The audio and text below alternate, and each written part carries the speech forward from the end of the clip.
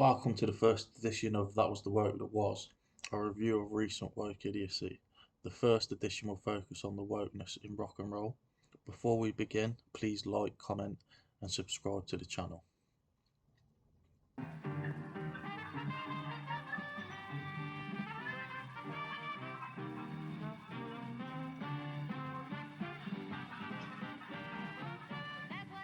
Woke.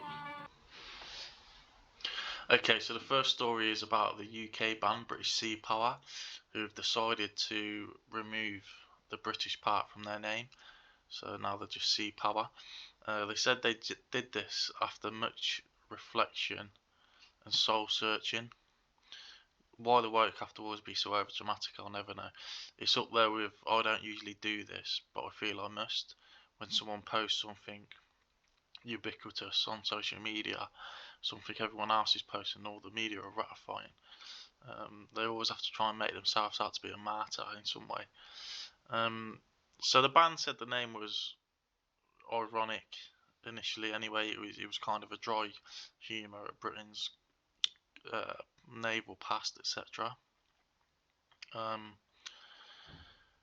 then they went on to say that they don't want to be associated with isolationist, antagonist nationalism.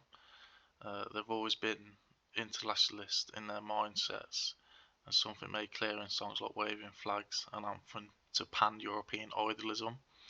So obviously they're pro-European, which is fair enough. But then they go on to state the removal of British does not indicate any aversion to the British Isles whatsoever. So this is a bit hard to agree with, isn't it? Because why would you take it away? Why would you take the British away unless it was a signal, a woke signal to everyone else that you're not proud of your country, basically, or you certainly have some problems with current patriotism and nationalism, which I just feel that it was a strange story and very woke.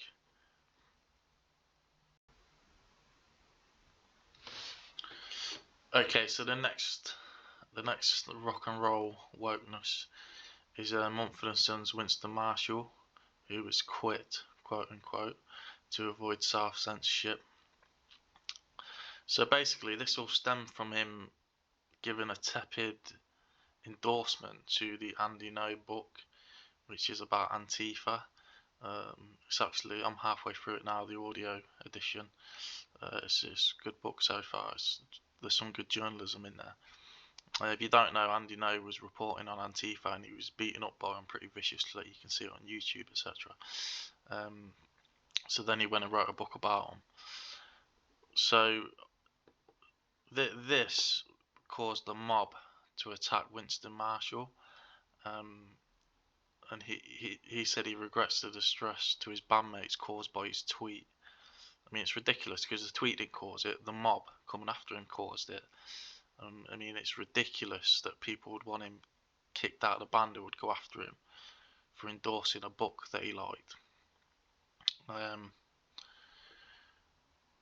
So basically, it was cancel culture that went after him, and obviously the band must have been put under pressure. Initially, he took a break, and then he ended up leaving of his own accord, and it does say that the band wanted him to stay in the article, but he decided to leave.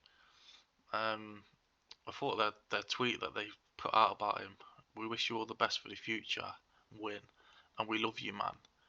Yeah, they don't love him enough to stand by him and take the heat with him and stand up for him and stand up for free speech. They loved him enough to see the back of him and carry on with their careers. Okay, so the next story is the Offspring drummer Pete Parada. So he says he was dropped over a vaccine refusal. Now, if he was refusing it because he was an anti-vaxxer, etc., then maybe you could understand that. But he's refused it because he's got an autoimmune disease, which means the risks outweigh the benefits for him of taking the vax. So it's very strange that they would kick him out for that. So that he's quoted as saying, he's unable to comply with what is increasingly becoming an industry mandate. And he says, as a result, it has been decided that I'm unsafe to be around in the studio and on tour, which I don't understand. If they're all vaccinated, if they've had their vaccinations, then how is he unsafe? He also goes on to say he's already actually had it. He had a mild case of it, and he was confident he'd be able to handle it again. So for him to get kicked out over that is just unbelievable. And it just goes to show this woke and roll, that rock and roll has just absolutely lost all its edge, all its spirit, and is just going downhill with everything else with this woke agenda. Okay, and lastly, probably one of the most famous album covers, particularly from people from my generation, is the Nirvana cover of The Baby chasing the dollar on the fish hook. So the baby in that, who's now an adult, Spencer Alden, is actually suing Nirvana and the whole estate, claiming that the nude image constitutes child pornography, which is ridiculous, obviously. There's nothing sexual about it. His lawyer said that the image, because the baby's chasing the dollar, it makes the minor seem like a sex worker. I mean, this is just absolutely ridiculous. So basically, over the years, I've seen this guy on interviews, etc., where he's been enjoying the fame that he's got from it. But so now he's asking for damages for at least 150,000 from each of the 15 defendants. So work that out, which includes Kurt Cobain's estate, Dave Grohl, managers of the Cobain estate, etc. So again, he's lived off the fame of it and enjoyed it in the past. And then he says, I just woke up already being part of this huge project. It's pretty difficult. You feel like you're famous for nothing. Well, you are famous for nothing. You as a baby. This is the crux of it for me.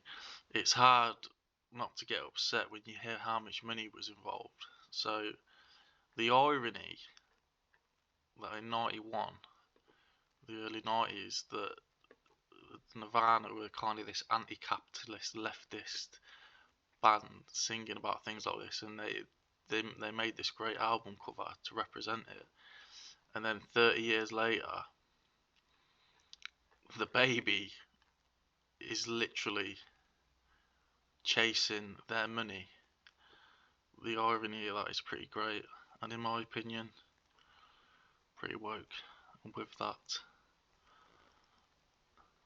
I'll end.